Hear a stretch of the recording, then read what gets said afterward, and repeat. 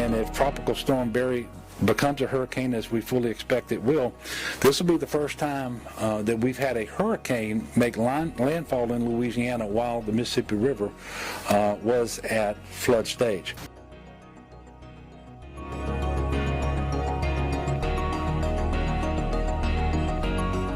Please remain in your homes. Do not go out. Do not drive in flooded streets. Do not drive through standing water.